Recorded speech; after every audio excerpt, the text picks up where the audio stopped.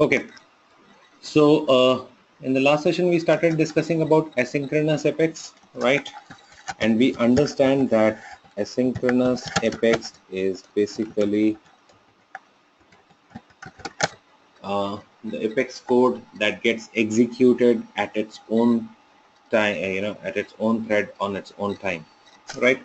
So it's not something which will get executed in sync with some other event, right? Or some other user interaction is not always required, right? Okay, so we talked about two things. One is a future method, the other one is a queuable apex, right? So usually a future method or queuable apex, future method is always meant for the code which is not, uh, you know, uh, which is not a very high priority code and something which can be executed at a later point of time.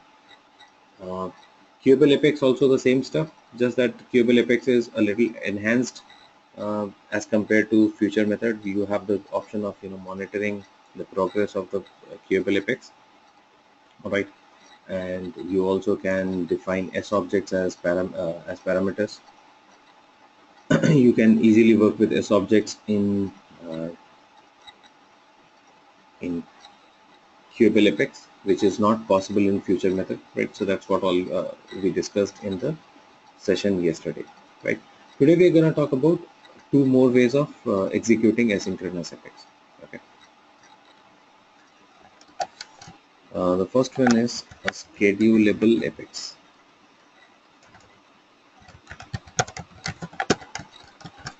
Okay. So let's understand this. In case I have a code which needs to be executed on a defined frequency, let's say you have written a code and you want to execute that code every Friday. Okay, that kind of a code can be defined with an schedulable interface. So Salesforce allows you to define the code with a schedulable interface. Like uh, we used a queuable interface for queuable apex. What does that queuable interface do? It allows you to put the apex code into the job queue. Putting it in job queue means it's gonna go there, wait till the time resources become available. When the resources are available, it will get executed. Correct?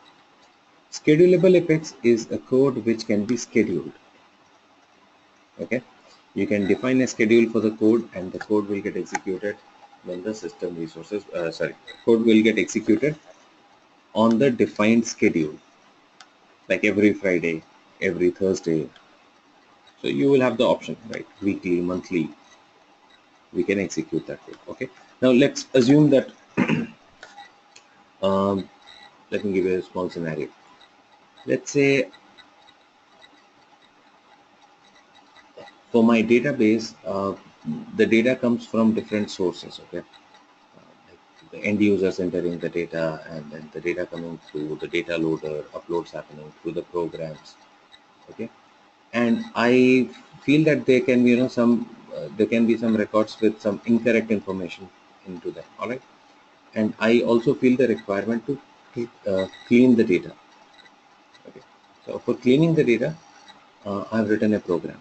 Let's say my program is going to go and check all the records, find the countries. If the country is not there, it's going to go and check the state, and based on the state, it's going to populate the country. Okay, some code I have written for that. Okay, now I've written a code to clean the data. Okay, and I feel that I need to execute this code. Um, I need to execute this code every Friday or every Saturday, or let's say once in a month. I have a defined frequency for this, okay, for executing this code. Then I need a schedulable apex, right? But if I feel that no, I just need to run this code today and next time when I need to run, I do not know right now, I will decide and I'll execute it. Then I can go with a queuable apex. Got it? So there can be, the job which is getting done is same, but my requirement can be different, right? So one is a requirement that, okay, fine, this cleansing the code should execute once every week. Other requirement is that, okay, fine, I will execute it when I want to execute it. So I do not have a fixed frequency defined for it. Got it? So ultimately, the code which is getting executed, or the job that I'm trying to do, is pretty much same. Just that in one case I have a fixed frequency, a defined frequency. The other case I do not have a defined frequency. I just want to do it whenever I want. Correct? So that is the thing. So if you just want to do it whenever you want, then Queueable Apex is a good solution, right? Makes sense, right? If you just want to do it, if you want to execute the code when you want it, write it in a Queueable Apex. Whenever you want to execute that code, just put it in the job queue using system.enqueueJob. Execute that one line of code, and the code gets into the job queue. If you want to do it on a defined frequency, if you have to do it on, if you have to do it every week, then creating a Queueable Apex will not help, right? Because every Friday, if I want to execute it, every Friday I'll have to go and put the code in the job queue using the system.enqueueJob method, which will not be a very good thing, right? In that case, what are we gonna do? We are gonna use the schedulable Apex. Schedulable Apex is very, very simple defining schedulable Apex. It's exactly same as a Queueable Apex. So what you do here, you define public class, okay. Here you implement a different interface which is not queueable. Here it is schedulable. That's it.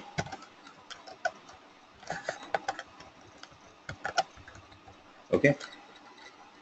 The functionalities are different and all, but you don't have to do anything. All that you have to do is you just have to call a different plugin here. That's it. Which is, or you have to implement a different interface.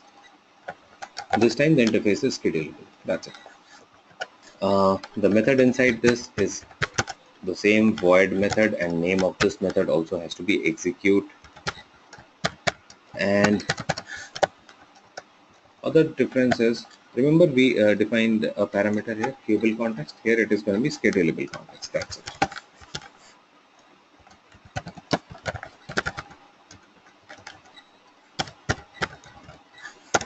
That's it. So these two things, instead of the word queueable that we used, we just have to use the word schedulable here and here. That's it.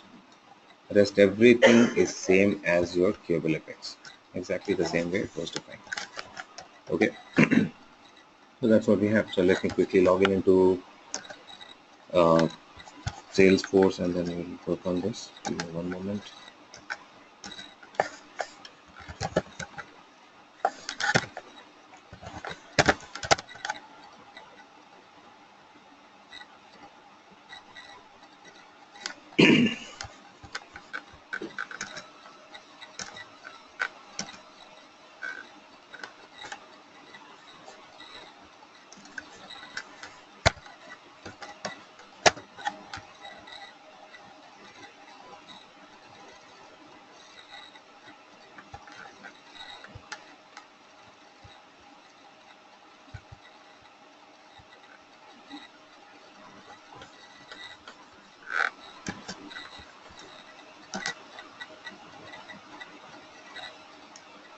Okay, so this is the queueable code that we did yesterday.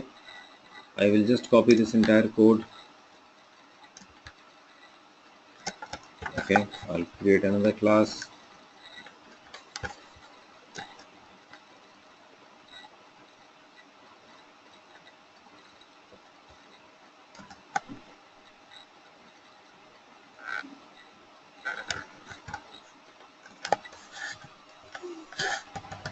Okay, interface that it implements this class, a class that you want to schedule, should have a schedulable interface, and instead of queueable context here you have to write schedulable context. That's it. Okay, rest everything can be same syntax wise. Code whatever you want to write inside this. So let me schedulable.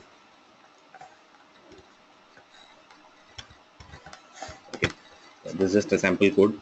You can write whatever data cleansing code or anything here. Click on save.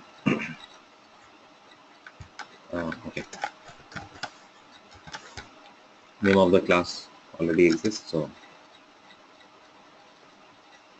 all right, cool. So my schedulable class is ready. Okay, so this is the code body. This can be anything. Syntax is this much. You have to implement the schedulable interface, and you have to create a method, define a method called execute, which is a void method. That's it. Okay, now this code can be scheduled. How do you schedule? You just go to Apex classes. It's pretty simple. You just need to go to Apex classes, and in the classes you will have the option to schedule Apex. See this? Schedule Apex. Click on this,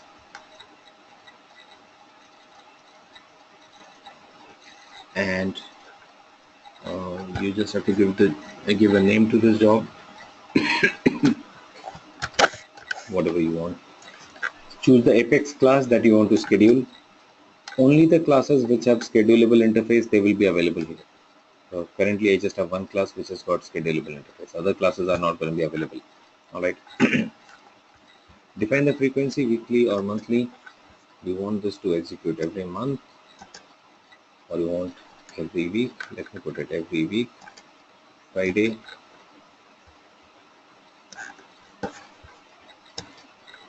What time? 8 p.m. This process continues till when? It should continue till 31st December. That's it. Click on save.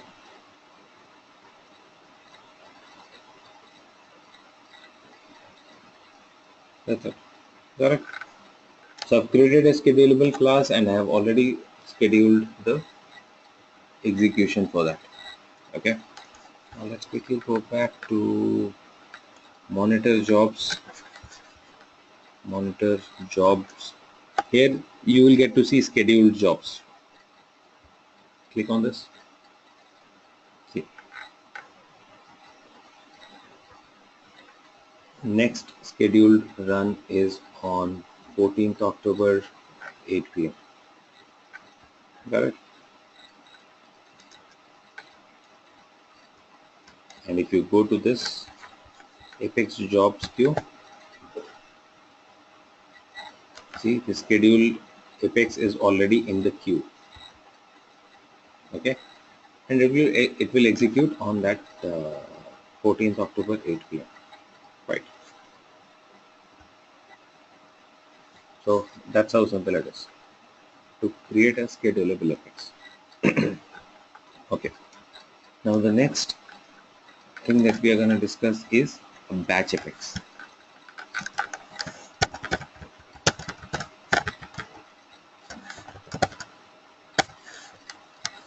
So queuable Apex and schedulable Apex, in a way, they are pretty similar in the syntax, the way they are defined. And functionality wise, the major difference is if a code needs to be executed on a defined frequency, then you will use a schedulable interface. If you just want to execute the code when you want it as per requirement, then you use queuable Apex. All right, queuable interface. Okay, now comes batch Apex. Okay, another way of another asynchronous way of executing asynchronous Apex is batch Apex. Now, what is batch Apex? For batch Apex, before we understand about batch Apex, let's take a small scenario and try to understand this.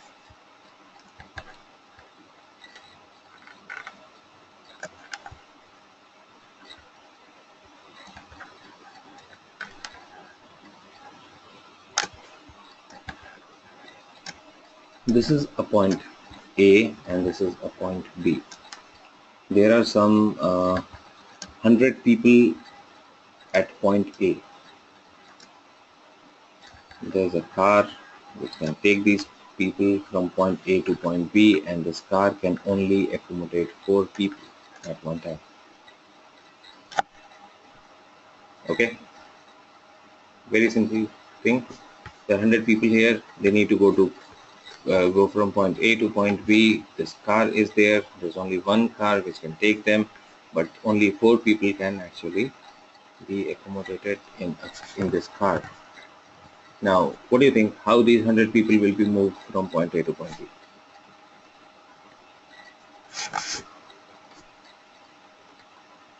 Is it possible?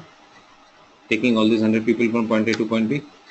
Because the car capacity of the car is only 4 people. What do you think? What needs to be done here?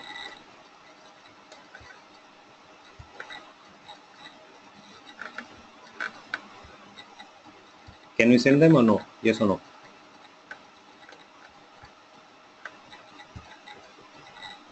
Yeah, depends if the car has enough petrol.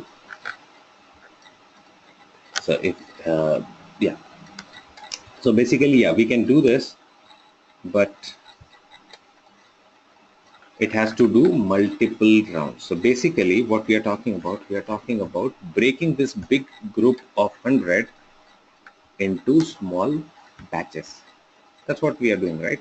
So this big group of 100 will need to be broken into batches of 4, right? So now what do you think needs to be done here?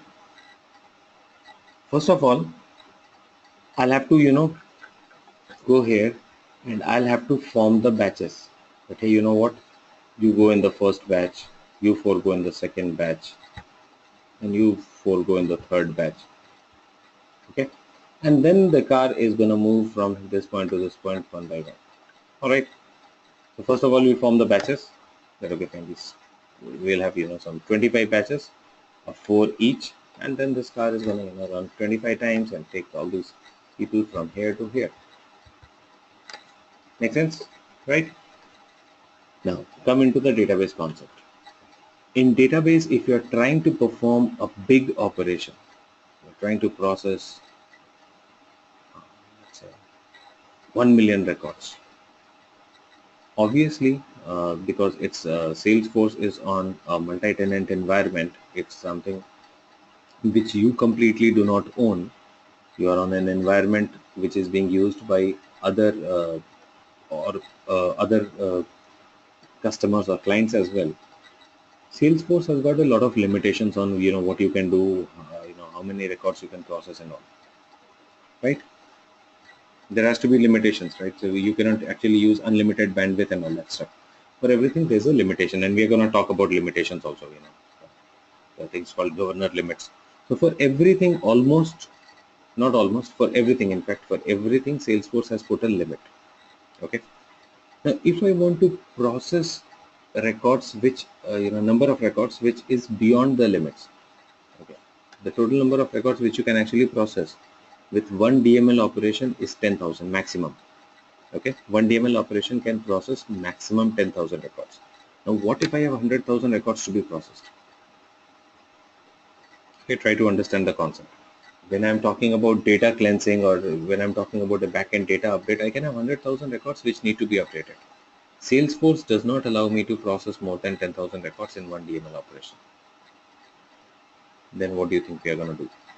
So now let's change this to the Salesforce scenario. So let's say there are 100,000 records. These are 100,000 records which are in state A, some state A, and they need to be moved to state B. So they need to be updated or something.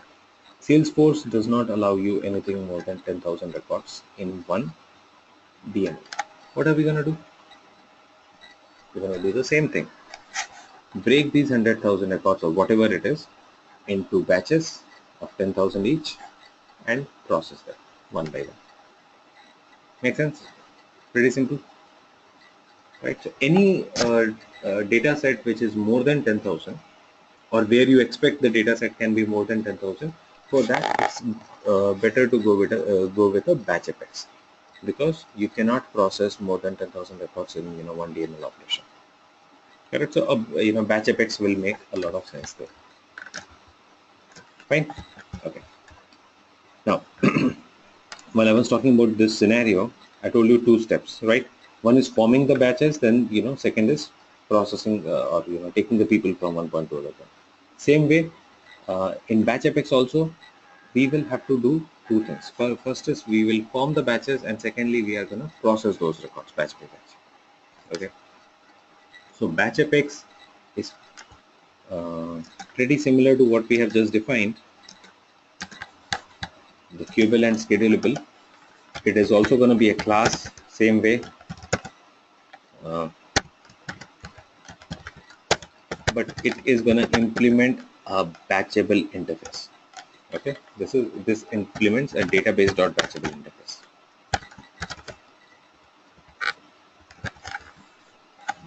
This will implement database.batchable interface. That's the name of the interface that it implements, or that we. So we have to use this database.batchable interface here. Inside this class, we have to define three methods. Okay, one is a start method, one is an execute method, and one is a finish method. Okay, like queuable and schedulable just had the execute method, but here we have got three methods. One is a start, one is execute, one is finish. Start method is for forming the batches. I told you, first of all, before the execution happens, we'll have to form the batches. Start method is meant for forming the batches. Okay, so that big chunk of data which needs to be processed, that needs to be broken into batches. That's what your start method is going to do. Execute method is actual execution. Execution of code batch by batch. Okay, so this part of this execute basically takes care of processing the records batch by batch. So batches have been formed, they are passed to the execute method. Execute method executes multiple times to make sure that all the batches have been executed properly, and then there is a finish method. This finish method is basically meant for performing any task or any activity that you want to do at the end of processing of all the batches. So once all the batches have got processed successfully, if you want to do something like maybe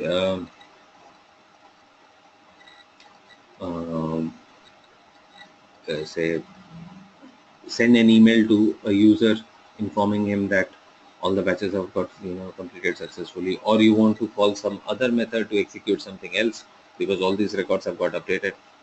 So that's something which can be defined in the finish method. Okay, execute is a void method, finish is also a void method, start is a non-void method, because obviously start method is actually going to break the batch, break the data set of data into batches and pass it on here. So it should have a return, right? It's not a void method. It will have a return value, right? That's taken by this execute method, and then execute method processes the task. Fine. So that's what we have. This is the structure of a batch effects. Very, very simple structure. We have start, we have execute, we have finish. Now let's go ahead and start working with this batch effects. So we'll write a small code for this batch effects.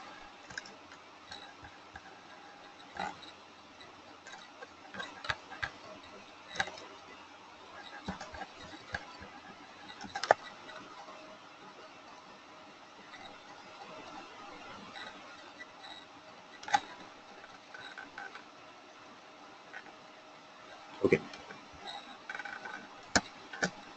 So we have we are going to create the class the same way. We will create a class. We are going to start writing it here. Public class batch class implements database dot batchable. So this is the interface. All right.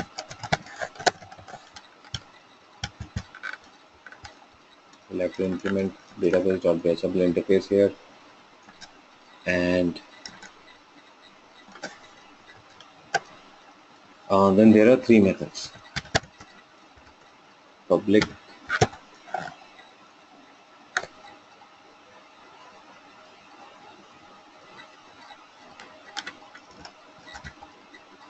database dot query locator. Okay, the database dot query locator is again a custom data type which is defined in this database class. All right, and it's basically used for holding the batches from the big query. All right, so this is going to be the return type for this. It's a non-void method. So in non-void method, what do we need to do? We need to basically define the return type. All right, so return type, we are not actually defining any S object or anything. It's a custom type which is defined, right, which is basically gonna hold the multiple batches of the query. All right, so this is also custom defined, so we don't have to worry about this part. Here in this method, it has to use a database.batchable context.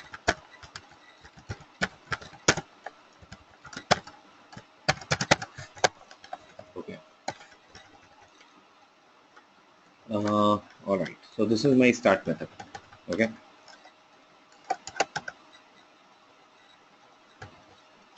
What will it return? It will return database dot get query locator, and this is where we have to write the query. Select description from opportunity. All right.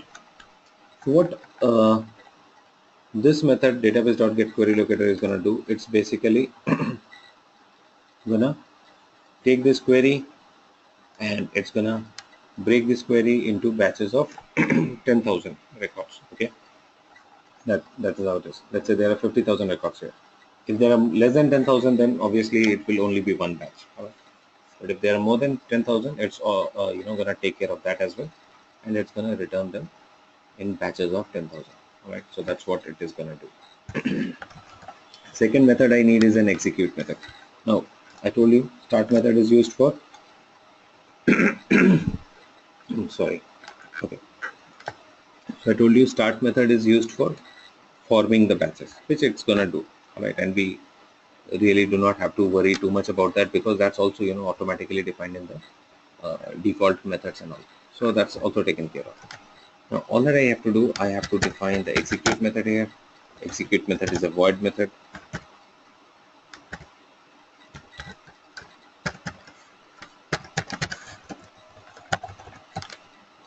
Okay, and you say database dot batchable context. Okay, and you can write your code here, whatever you want to do with the code. We are going to come back to this, and then I need another method, public void finish. This will also have this database.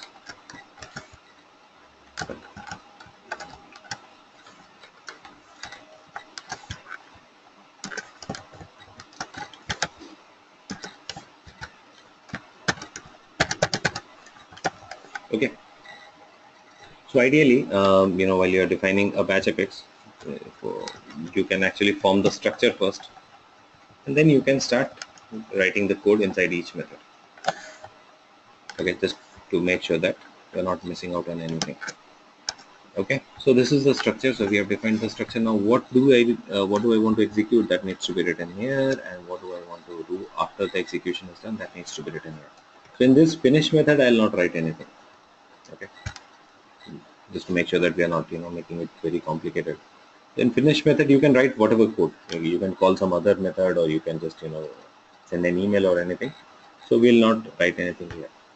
In execute method, we are actually going to write the code to process these records. Okay, so let's say for this these opportunities, let's say we just want to go ahead and update the description for all the opportunities. That's what I want to do.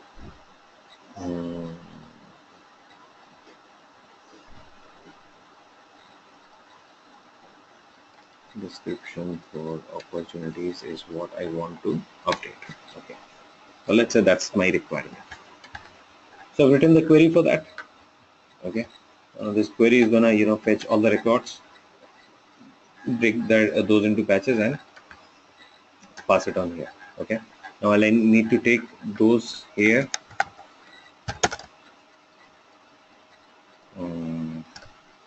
Okay. List of opportunity scope. Okay.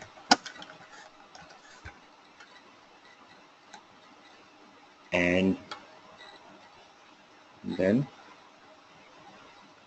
so I will take these records, the batches, as the list of opportunity scope. Okay. So this is a parameter that I'm using to take the values from here, and then you can process all those records the way you want. Let's say for opportunity 4 in scope.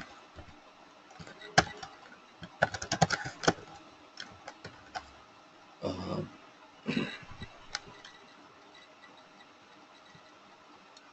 O dot put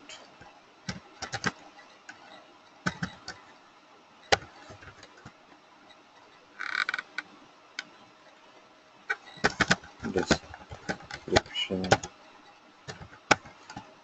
updated using batch.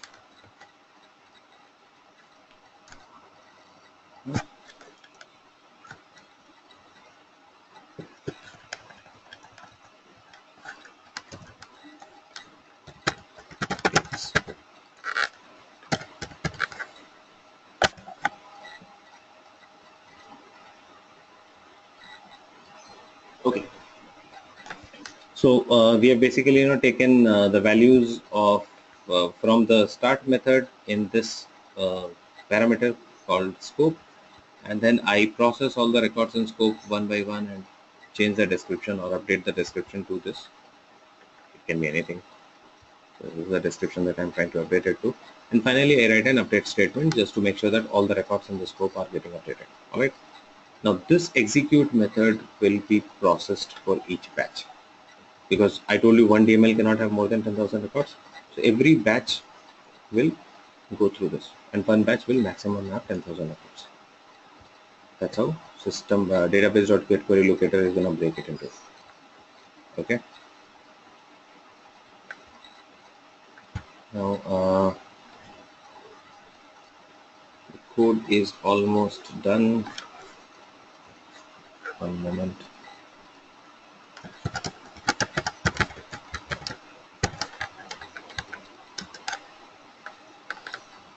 Database.batchable spelling wrong.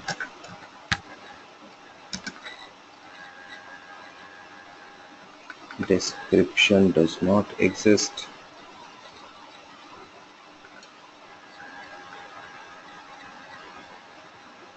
Description.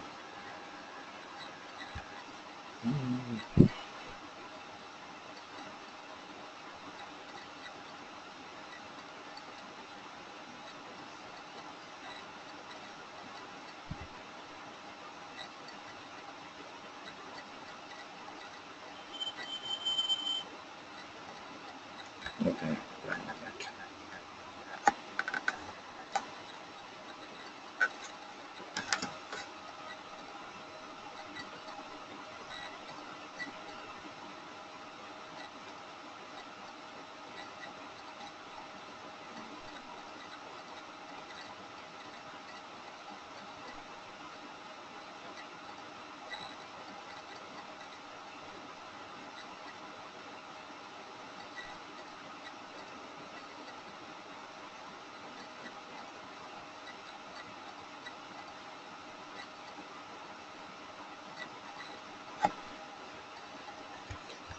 Give me one moment. I'll just fix it.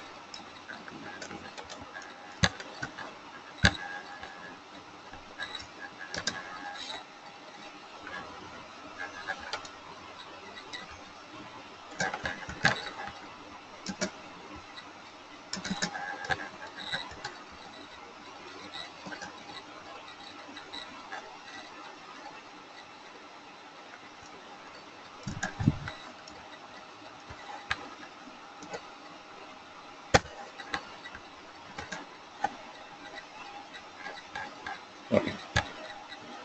Yep. O dot description is set to, I was missing this part. O dot was not fine. All right. So now this code is fine. All right. So this code is basically going to do what? It will work with this query. Okay. So when you execute this, to execute this code, we have got another method called uh, database.execute batch. Like remember for queuable apex, to put that in the job queue, we had a method called system.enqueueJob. Remember that? For queuable we had system.enqueueJob.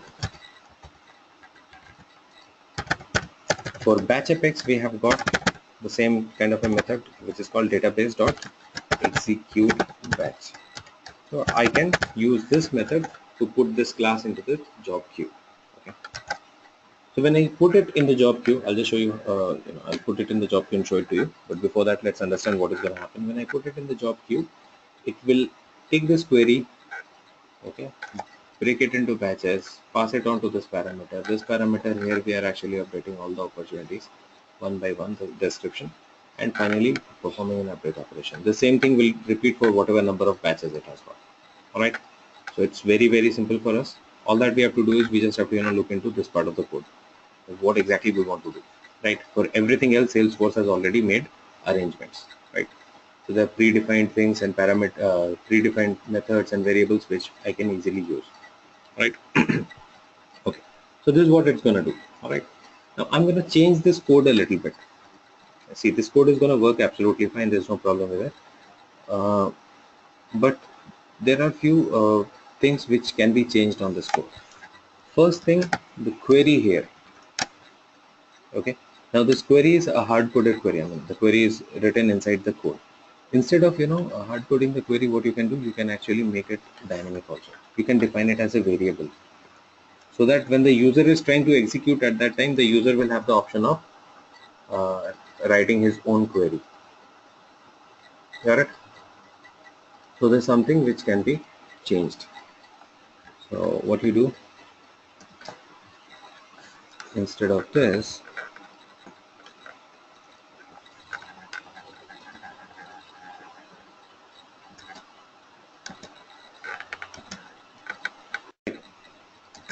so what I'm saying is, instead of hard coding the query, instead of writing a query here this way, you can also define a variable. So I'm just trying to change this code a little. I will define a variable called query, which is a string. Okay, and here, instead of hard coding the query, I'm going to use that. So same return statement.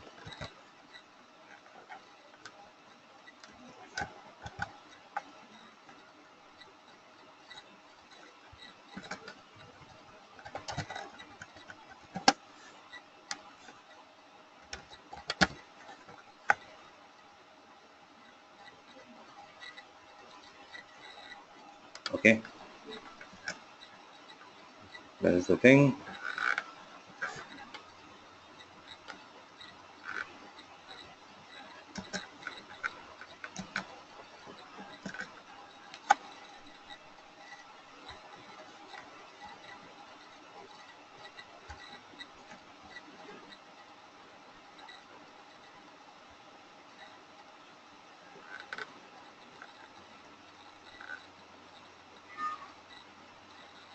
Okay, yep. So I have defined this query here. Okay, a variable here, and I'm calling the variable instead of hard coding the query. All right. So if it's a variable,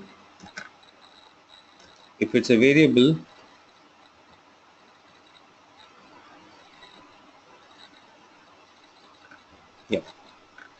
See my screen. If it's a variable, the advantage is that you can actually change the query. All right.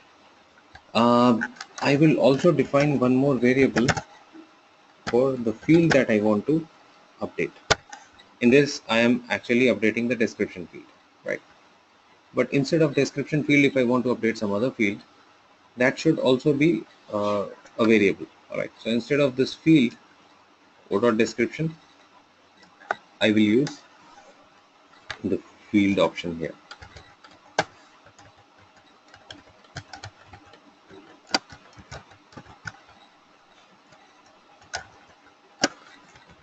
Field, right?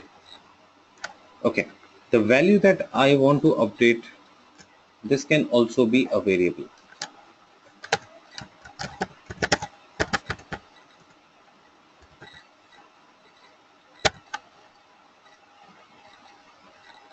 Right, this can also be a variable. So instead of hard coding the value, I can write this.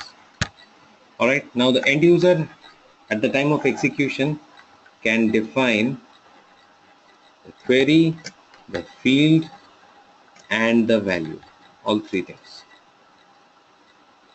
Okay, at the time of execution, the end user will have the option of defining the query, the field, and the value.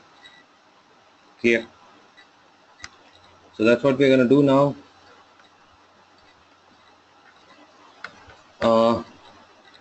There's one more thing that we have to define. Since we have defined three parameters, now we need to define a method, which is basically going to be a constructor method, which needs to be defined to take the values of these three variables. All right. So we will define a constructor here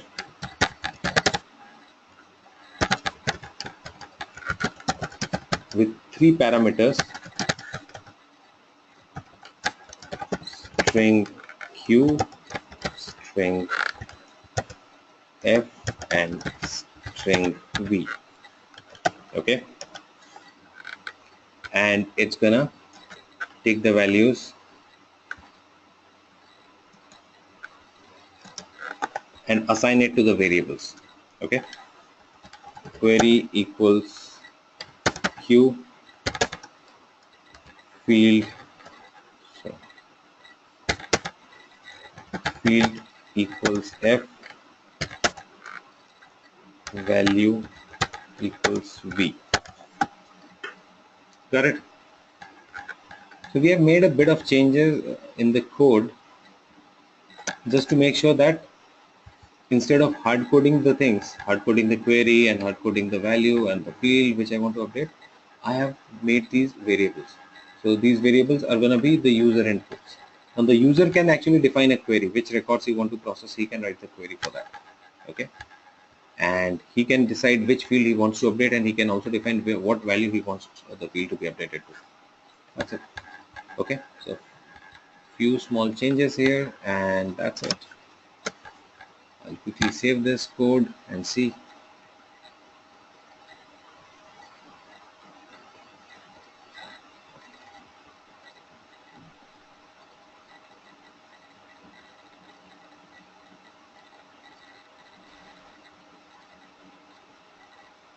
So we'll save the code.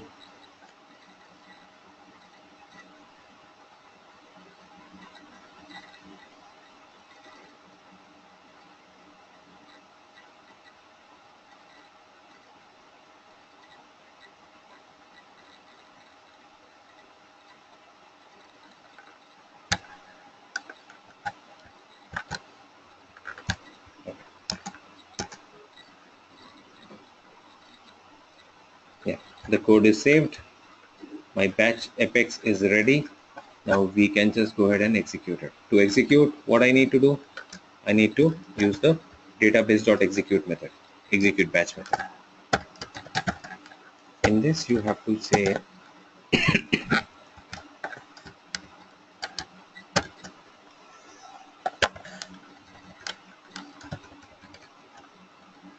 all right, id job id equals to database.execute batch, which batch apex I want to execute this one. Right, pretty similar to the system.enqueue job method, just that method is a different one. Right. Okay. Here I need to do one more thing. I told you that these are going to be passed as parameters, right? The value for query, field, and this value. Okay. you can say string q equals select description name from opportunity. Okay, the query needs to be written here. String v equals the value that I want to update in the field, updated using batch. Okay, string f equals description. Okay, and here I will say qfv. So when you are calling this, you have to define the values for these three parameters, and you have to execute this code. Let's just go ahead and open the anonymous window.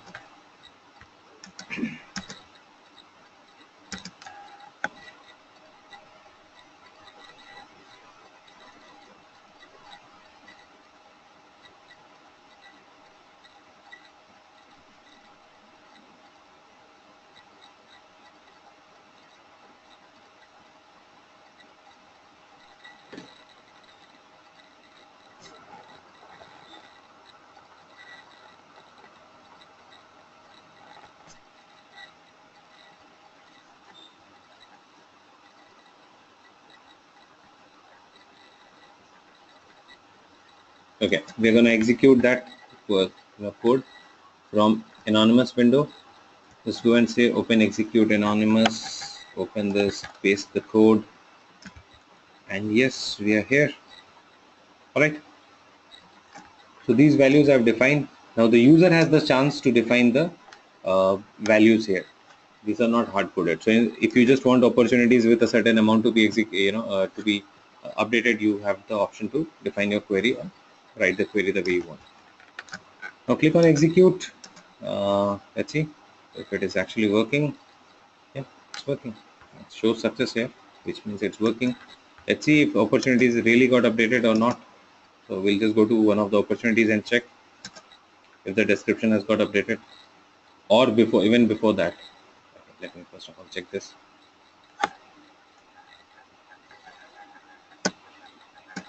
Yeah, description has got updated. Right. Even before that, I mean, ideally what you should do is you should go and monitor that what is the current status of this batch effects, because what we did there was just putting it in the job queue. Okay, now it might take a bit of time to actually execute. So you can just go to monitor the same place and monitor it.